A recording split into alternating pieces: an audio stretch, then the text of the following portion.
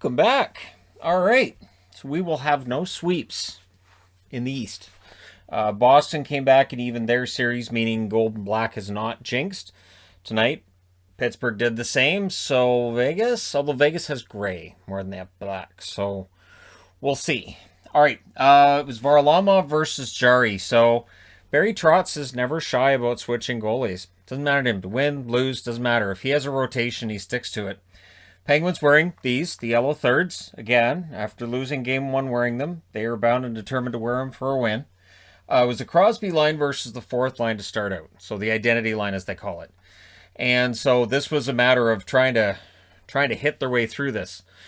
First minute chances for the Penguins, it was 50% capacity, which is double what it was at game one, from 25 to 50%.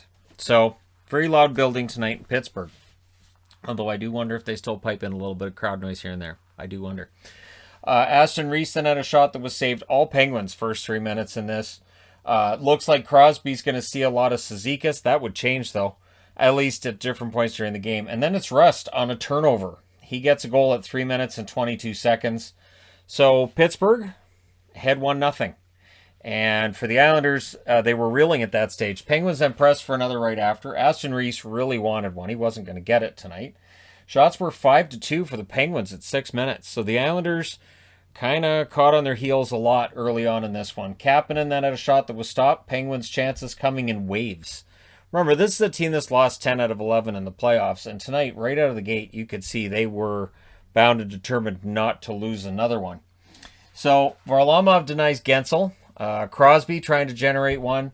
Palmieri nearly ties it. Penguins would clear it out. Some back and forth action. Rodriguez had a chance it was stopped. Then Crosby's trying to generate one during this game. Pelech was doing his best to stop him. It's like they told Pelech before the game, you get to stop Crosby. And he went, I'll do this, but only because I love you guys. Because this is what Pelech does. Pelech, he is one of the more underrated defensive defensemen in the league. Right up there with Dumoulin. Beauvillier then gets a prime chance. It does not go. And then it's Carter, who has been so effective for the Pittsburgh Penguins. From McCann and Kapanen at 13:07. Strong, swarming forecheck that led to that. And just really, really strong play by Pittsburgh. Just amazing first period they had there. They then get a 3-on-2 right after that. And when the puck does go the other way, Jari was really solid. So as much as people wanted to pile on Jari after the overtime loss in game one, game two, I thought he had a good accounting for himself. So he can play like this throughout the rest of the series. Pittsburgh has an excellent chance. There was a tough angle shot by Barzal, and it felt like he was trying to catch Jari coming off the post, but Jari was really, really tight to the post. This is one of those things I talked about as well. When a team has a book on a goaltender, one of two things happens. Either the goaltender doesn't adapt, and his career's not very long in the NHL, or he adapts and makes it frustrating for the other team. Last minute chances for the Penguins. Gensel was denied, but he was unhappy with Pelech. There was a high hit he felt from Pelech. It was a clean hit. I've seen the replay. It was a clean hit, but Gensel didn't like it because it caught him up high. So it's 2-0 Pittsburgh after one, and there was some emotion in this. So we go to the second. Crosby line versus the Pajot line to start. Now, I get what the message is you're trying to send here if you're Barry Trotz. Your best line in game one was the Pajot line. It was absolutely fantastic. So since the first period leaves you down 2-0, you're like, we're going to send a message that we're changing our strategy in the second. And you start with the Pajot line. And, the Islanders got the early puck control, so it worked out early on. Martin then had a deflected shot that was saved. The identity line was generating more chances there. That may have been in part because they got away from the Crosby line for that stage of the game. Penguins get the game's first power play, but it was a very strong penalty kill by the Islanders. The penalty kill tonight, impressive. They didn't set it up. They got no shots. And then after the power play's over, Pittsburgh generates opportunities. It's one of those things that can be frustrating as a hockey fan, is that you watch a team that's 5-on-4, they've got the man advantage, can't get a shot. Then as soon as that fifth guy comes back on the ice, then you're generating shots. First it's Bluger that was denied, and then Ceci was as well. Ceci had a good game. Aston Reese is not allowed to score. This is something that I'm going to be watching throughout this series. I don't think he's allowed to get a goal. Heavy pressure by the Penguins. They end up getting another power play out of that. But Varlamov and the Islanders killed it off. A very good penalty kill by the Islanders, and again, when Varlamov was tested, he was really, really solid. Penguins then had a 2-on-1. Rust was denied. Things get kind of scrummy with 8.5 minutes left because these teams are tired of seeing each other. Letang and Wahlstrom both get penalties. So this is one of those, we're taking one of you and one of you. Now, I've seen people complaining about the 4-on-4 thing that's happening. Since it's happening in every single series, this is clearly something the NHL told the referees before the playoffs started. When we get these scrums, take a player from each team and make it clear that you're not going to let this just slide. So it's 2 players.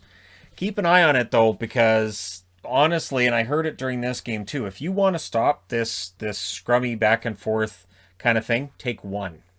Don't take 2, take 1. And they stop pretty quick, because if you know they're only taking 1 guy to the box and not 2, this kind of stuff after the whistle kind of tends to go the other way. So during the 4-on-4, Rust had a fast break, which kind of fizzled out. Eberle then had one that goes the other way. That kind of fizzled out as well. Jari continues to look good. Dobson was denied. The Islanders were pressing and pressing and pressing, and then eventually one goes in. It's Bailey from Nelson and Mayfield at 14:44. So that's over a full period after Carter made it 2-0. The Islanders made it 2-1. And it was a backhand shot, high glove. So again, high glove, that's what they're looking at with Jari.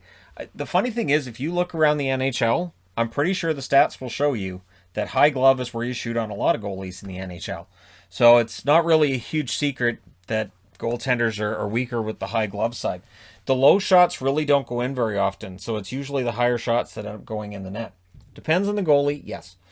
So Tanev then had a break. He ended up crashing the net. He was off balance and kind of gets helped out, so scrumminess breaks out. Tanev was shaken up and then got to his feet, and he decided he was getting into it as well.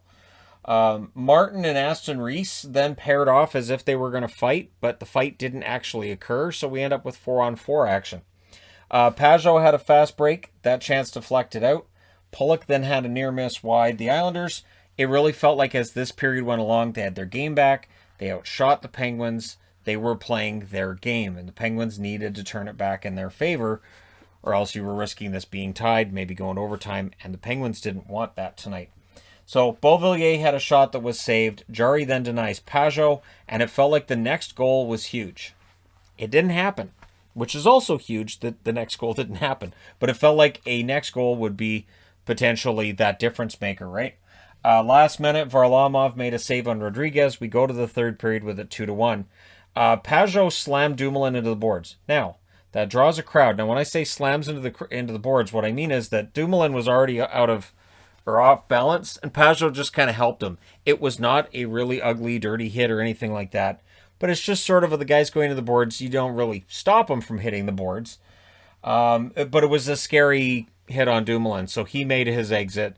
Dumoulin is so important to this team. I don't think it can be overstated how important Dumoulin's defense is. So Kapanen had a chance on a turnover, which was saved. The Islanders then press. Letang was on a long shift there. They don't end up paying for it.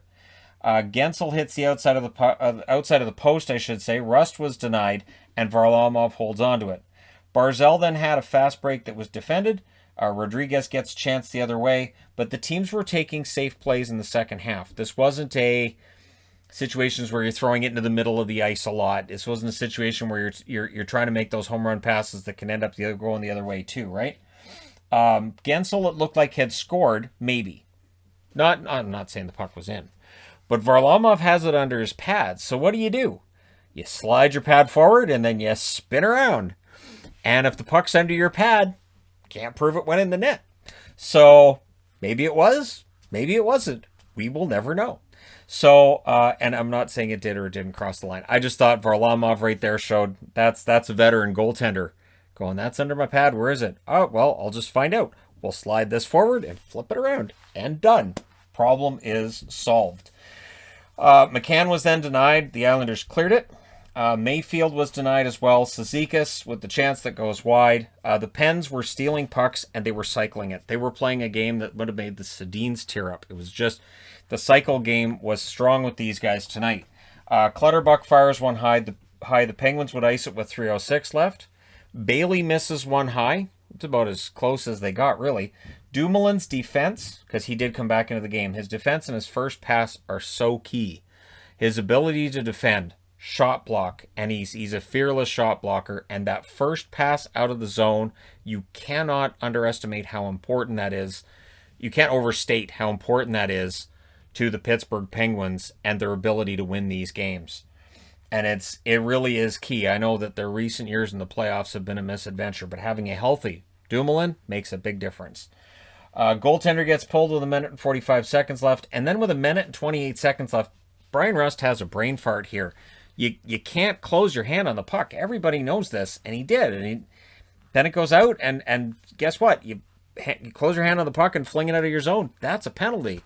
I'm sure the referees even looked at him and went, what are you doing? Because we have to call that. So that gives them a 6-on-4. And it felt like, Vet really can't be doing that. Jari stops a Wallstrom chance, but with it being a 6-on-4, Pittsburgh can clear it out. Pittsburgh can ice the puck. They don't have to worry about icing calls. So the Penguins kill the clock. They win 2-1. They tie the series at 1. The shots were 19-13 Pittsburgh in the first, 15-10 Islanders in the second, 16-10 Pittsburgh in the third. Final shots 45-38 for Pittsburgh. Power plays, Islanders 0 for 1, Pittsburgh 0 for 2. Hits 46-37 in favor of the Islanders. Block shots 16-7 in favor of the Islanders. Varlamov saves 43 out of 45. You can't say this game went the way it did because, they didn't go back to Sorokin. Just Varlamov was great, and Jari saves 37 out of 38. For tonight, he looked like a fantastic goaltender in the playoffs. We'll see what happens from here. Let me know your thoughts regarding this game in the comment section below, as I know you will.